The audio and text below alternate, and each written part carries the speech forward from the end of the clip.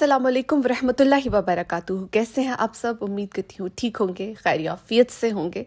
मुझे इस बात का अंदाज़ा है कि कभी कभार हम बहुत मुश्किल हालात से गुजरते हैं, उनसे निकलना हमें मुश्किल लगता है और हमारा दिल बहुत बेचैन हो जाता है। आप ही के ये मैसेजेस होते हैं कि आप ही हमारा वजूद, हमारी आंखें, हमारा जहन, हमारा दिमाग, हर चीज़ जो है इस मुश्किल से निकलने के लिए कोशिशें कर रहा है, लेकिन हमें कोई मुमकिन हालात नज़र नहीं आ रहे। हमें ऐसा लगता है कि तमाम तर दरवाजे, वो दरवाजे जिनसे हम अपनी मुश्किलात को हल कर सकते हैं, वो बंद हो चुके हैं। और फिर वो वक्त भी आता है कि जब हम रास्ता तलाश कर करके थक जाते हैं, मायूसी हम पर हावी हो जाती है और हम सोचने की भी हिम्मत नहीं रखते। और दिल चाहता है कि काश कोई ऐसी जादुई छड़ी होती कि जब हम अगली सुबह जागते, हम उस जादुई छड़ी को हिलाते और हमारे तमाम मसाइल हल हो जाते। और अगर मैं आपको ये खुशखबरी दूं कि हमारे पास एक वाकई ऐसी जदीद जादुई छड़ी है जिससे तमाम मसाइल हल हो सकते हैं, और वो जादुई छड़ी है इबादत और दुआ। लेकिन अगर मैं आपको ये बताऊं कि अक्सर औकात ये जादुई छड़ी फौरी तौर पर हमें वो चीज़ नहीं देती जो हमें चाहिए होती है, बल्कि हमें वो चीज़ देती है जो हमारे हक में सबसे ज़्यादा बेहतर होती है। और फिर हम लोग ये समझने लगते हैं कि शायद हमारी दुआएं कबूल नहीं हो रही या कबूल नहीं होती। लेकिन हमें यहाँ पर यह बात समझने की ज़रूरत है और सोचने की ज़रूरत है कि कई बार उस वक्त जो चीज़ हम अल्लाह ताला से मांग रहे होते हैं, वो हमें तो लगता है कि हमारे हक में बहुत बेहतर है और हमें वो बहुत अच्छी लगती है, लेकिन फ्यूचर में, मुस्तकबिल में हमें इस बात का अंदाज़ा होता है कि वो चीज़ हमें किस कदर तकलीफ़ में डाल रही है। और दुआएं कबूल ना होने की एक बड़ी वजह यह भी हो सकती है कि शायद हम दुरुस्त तरीके से दुआ नहीं मांग रहे, या अल्लाह से मांगते वक्त कुछ कमी रह जाती हो।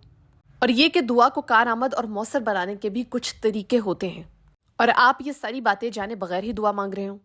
तो फिर आज मैं आपको ऐसी 2 दुआएं बताने वाली हूँ जो अल्लाह ताला ज़रूर कबूल करता है। इस वीडियो को एंड तक देखिएगा, क्योंकि आज आपकी सोचने का नज़रिया बदल जाएगा इंशाल्लाह। अल्लाह अज़्ज़ व जल ने हमें अपने रसूल सल्लल्लाहु अलैहि वसल्लम के ज़रिए बताया है कि अल्लाह ताला के बंदे कैसे होने चाहिए, और रसूलुल्लाह सल्लल्लाहु अलैहि वसल्लम ने ही ये तरीका बताया है कि दुआ कैसे मांगनी चाहिए। और इन दुआओं का जिक्र भी कुरान पाक में मौजूद है। ये 2 खास दुआएं हैं, हज़रत इब्राहीम अलैहिस्सलाम की दुआ और हज़रत यूनुस अलैहिस्सलाम की दुआ। और ये वो दुआएं हैं जो हर बंद दरवाज़ा खोल सकती हैं, और मैं गारंटी देती हूँ कि यह हर नामुमकिन हालात को मुमकिन बना सकती हैं। तो सबसे पहली दुआ जो मैं आपको बताने लगी हूँ, ये वो दुआ है जो हज़रत इब्राहीम अलैहिस्सलाम ने की थी, और ये तब की थी जब नमरूद उनको आग में फेंकने वाला था।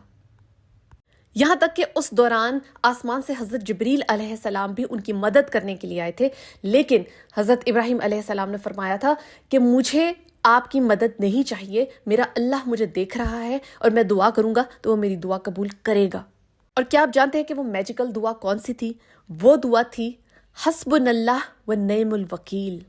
आप में से बेशतर लोगों को ये दुआ पहले से आती होगी, लेकिन आपको ये मालूम नहीं होगा कि ये दुआ किस कदर पावरफुल है और किस कदर कार आमद है अगर इसे इंतहाई खलूस नियत के साथ मांगा जाए। और ये एक ऐसी दुआ है जो दुनिया में भी याद रखी जाएगी और आखिरत में भी याद रखी जाएगी। और अल्लाह ताला ने इस दुआ की बदौलत हज़रत इब्राहीम अलैहिस्सलाम की दुआ कबूल फरमाई और उस आग को ठंडा कर दिया, यानी अल्लाह ताला ने उन्हें उस परेशानी से निकाल लिया। क्या आप सोच सकते हैं कि आपके सामने एक आग भड़क रही है, ऐसी आग जिसके शोले आसमान तक जा रहे हैं, आपको उस आग में फेंका जा रहा है, यानी आपकी ज़िंदगी में इतनी बड़ी मुश्किल आई हो और आप ये अल्फाज अदा करें हस्बुनल्लाह व निअमुल वकील, अल्लाह के सामने रो कर गिड़गिड़ा कर खलूसतन नियत के साथ, तो अल्लाह ताला आपकी दुआ ज़रूर कबूल फरमाएगा और आपको उस आग से, और यहाँ पर मैं आग बात कर रही हूँ हमारी रोज़मर्रा की उन तकालीफ को जिनसे हम गुजरते हैं। और हमारी कुछ प्रॉब्लम्स, कुछ तकलीफ़ें ऐसी होती हैं जिनके साथ हमारी ज़िंदगी जुड़ी होती है, यानी जॉब का ना मिलना, नौकरी का ना मिलना, क्योंकि उसके ज़रिए हमें रिस्क मिलता है, हमें आमदनी मिलती है। तो जिन लोगों के पास जॉब नहीं है उनके लिए ये दुआ बहुत अच्छी है। इसके अलावा अगर आपको किसी दुश्मन का ख़तरा है, चाहे वो आपका कोई ख़ानदानी दुश्मन है या कोई ख़ानदान से बाहर है, ये आपको नुकसान पहुंचाना चाहता है किसी भी किस्म का, उसके लिए भी अगर आप ये दुआ पढ़ते हैं तो इंशाल्लाह अल्लाह ताला आपको उस परेशानी से निकालेगा। दुआ करते वक्त अपने यकीन के तमाम दरवाजे खोल लें, अपना जहन खोल लें और इस बात पर ईमान रखें कि अल्लाह ताला आपको ज़रूर उस तकलीफ से निकालेगा और आपके मसाइल हल करेगा। और हमें इसी यकीन के साथ अपने रब के सामने हाथ फैलाने चाहिए, अपनी झोलियाँ फैलानी चाहिए कि अल्लाह ताला हमारी दुआएं कबूल फरमाए इंशाल्लाह। और दिल से इस बात पर ईमान लाएं और अल्लाह से दुआ करें कि ए अल्लाह, मेरे लिए सिर्फ तू ही काफ़ी है, चाहे सारी दुनिया भी मुझे छोड़ दे तो मेरा इस बात पर ईमान है कि तू मेरे साथ है। اب بات کرتے ہیں دوسری دعا کی، جو کہ حضرت یونس علیہ السلام کی دعا ہے۔ یہ وہ میجیکل دعا ہے جو حضرت یونس علیہ السلام نے مچھلی کے پیٹ میں پڑھی تھی، اور یہ دعا ہے لا الہ الا انت سبحانک انی کنت من الظالمین، جس کا مفہوم ہے کہ تیرے سوا کوئی معبود نہیں، تو پاک ہے، بے شک میں ہی ظالموں میں سے تھا۔ اور حضرت محمد صلی اللہ علیہ وآلہ وسلم نے فرمایا کہ بے شک کوئی بھی مسلمان جب اس دعا کو پڑھتا ہے اور اس دعا کے ذریعے دعا کرتا ہے تو اللہ اس کی دعا ضرور قبول فرماتا ہے۔ اور آپ جانتے ہیں کہ یہ دعا اتنی پاورفل کیوں ہے، اتنی طاقتور کیوں ہے؟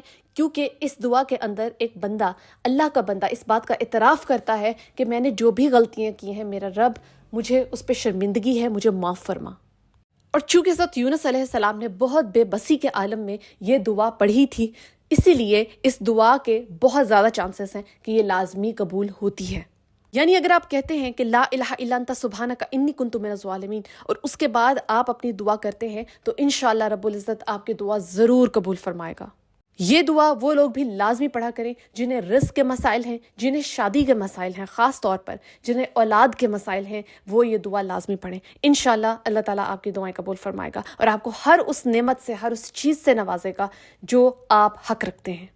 اور جیسا کہ بہت سے لوگ اللہ تعالیٰ سے اپنے گناہوں کی معافی مانگے بغیر دعا کرتے ہیں، ہاتھ اٹھاتے ہیں، تو ان کی دعائیں قبول نہیں ہوتی، کیونکہ انہوں نے اللہ تعالیٰ سے پہلے اپنے گناہوں کی معافی ہی نہیں مانگی ہوتی۔ اس لیے میں نے جو آپ کو یہ 2 دعائیں بتائی ہیں، ان میں سب سے پہلے تو آپ اللہ تعالیٰ سے اپنی معافی مانگ رہے ہیں، اپنے گناہوں کی معافی مانگ رہے ہیں، اور ڈیفینیٹلی جو انسان اپنے گناہوں کی معافی مانگ لیتا ہے، گناہوں سے پاک ہو جاتا ہے، اللہ تعالیٰ اس انسان کو محبوب رکھتا ہے اور اس کی دعائیں لازمی قبول فرماتا ہے۔ اور حضرت یونس علیہ السلام کی دعا شروع ہی کلمہ توحید سے ہوتی ہے، یعنی لا الہ الا اللہ۔ اور یاد رکھیے کہ اگر ساری دنیا بھی اکٹھی ہو جائے تو وہ ہمیں ان آزمائشوں سے نہیں نکال سکتی جو اللہ تعالیٰ کی طرف سے ہیں، ان سے ہمیں صرف اللہ ہی نکال سکتا ہے، کیونکہ اللہ ہی ہے جو ان تمام اسباب پر قابو رکھتا ہے جن اسباب کے ذریعے ہماری مشکلات حل ہوتی ہیں، اور اللہ ہی ان اسباب کو پیدا کرنے والا ہے۔ اور میں یہاں پہ یہ بات کلیئر کر دوں کہ اگر یہ دونوں دعائیں ہم اپنی دل کی گہرائیوں سے پڑھیں، اللہ کے لیے محبت اور احساس کے ساتھ، اپنی بے بسی کو اپنے ذہن میں رکھتے ہوئے، یہ جانتے ہوئے کہ ہماری مدد اسباب نہیں کریں گے بلکہ ان اسباب کو پیدا کرنے والا اللہ کرے گا۔ جب ہم دعا کرتے ہیں کہ اے اللہ، میری حاجات کو پورے کرنے والا کوئی نہیں سوائے تیرے، تو ہی وہ واحد ذات ہے جو میری دعا کو قبول کرنے والا ہے، تو پھر ایسی دعائیں قبولیت کے قریب ترین ہوتی ہیں، قریب تر ہوتی ہیں انشاءاللہ۔ کچھ لوگ ہوتے ہیں جو یہ سوچتے ہیں کہ میں دعائیں تو بہت مانگتا ہوں لیکن کوئی تبدیلی نظر نہیں آتی، کوئی دعا قبول نہیں ہوتی۔ تو یاد رکھیے کہ کئی بار ہمارے سامنے معجزات ہو رہے ہوتے ہیں، ہماری دعائیں بھی قبول ہو رہی ہوتی ہیں، سائنس بھی ہماری زندگی میں نظر آ رہے ہوتے ہیں، لیکن ہم اس آنکھ سے نہیں دیکھ رہے ہوتے، ہم اس دل سے ان چیزوں کو محسوس نہیں کر رہے ہوتے، کیونکہ ہمارا دل و دماغ صرف اس چیز کے ارد گرد گھوم رہا ہوتا ہے اور اسی پر اٹک چکا ہوتا ہے۔ ہمیں یہ نظر نہیں آ رہا ہوتا کہ اللہ تعالیٰ ہمیں اس چیز سے بہت بہتر عطا کر رہا ہے۔ یا آپ یہ کہہ سکتے ہیں کہ ہم اپنی مرضی میں اتنا کھو چکے ہوتے ہیں کہ ہمیں اللہ تعالیٰ کی مرضی نظر نہیں آ رہی ہوتی۔ اس کی سب سے بڑی میں مثال آپ کو یہ دینے لگی ہوں کہ کوئی انسان بیٹے کے لیے دعا کرتا ہے لیکن اللہ تعالیٰ اسے بیٹا نہیں بلکہ مریم جیسی بیٹی عطا کرتا ہے، کیونکہ وہ بیٹا کل کو اپنے والدین کو دنیا میں رسوا کرنے کا سبب بن سکتا ہے۔ اسی لیے اللہ تعالیٰ نے اس انسان کی بیٹے کی دعا قبول نہیں کی ہوتی۔ سملرلی جب ہم کسی ایسے لائف پارٹنر کی دعا کرتے ہیں جو ہمارے حق میں بہتر نہیں ہوتا تو اللہ تعالیٰ ہمیں اس کے بجائے کسی بہترین ساتھی سے نوازتا ہے، یا ہمیں اس انسان سے دور کر دیتا ہے جسے ہم اللہ سے مانگ رہے ہوتے ہیں، کیونکہ وہ ہمارے حق میں بہتر نہیں ہوتا، وہ ہمیں ذلیل و رسوا کرنے والا ہوتا ہے۔ تو یاد رکھیے کہ پھر ہم یہ نہیں کہہ سکتے کہ ہماری دعائیں قبول نہیں ہوئیں، ہماری دعائیں قبول ہوئی ہیں، اور ان کا جواب اللہ تعالیٰ نے ہمیں بہت خوبصورت انداز میں دیا ہوتا ہے، ہمیں اس لحاظ سے، ہمیں اس نظر سے دیکھنا ہوتا ہے۔ جزاک اللہ خیر۔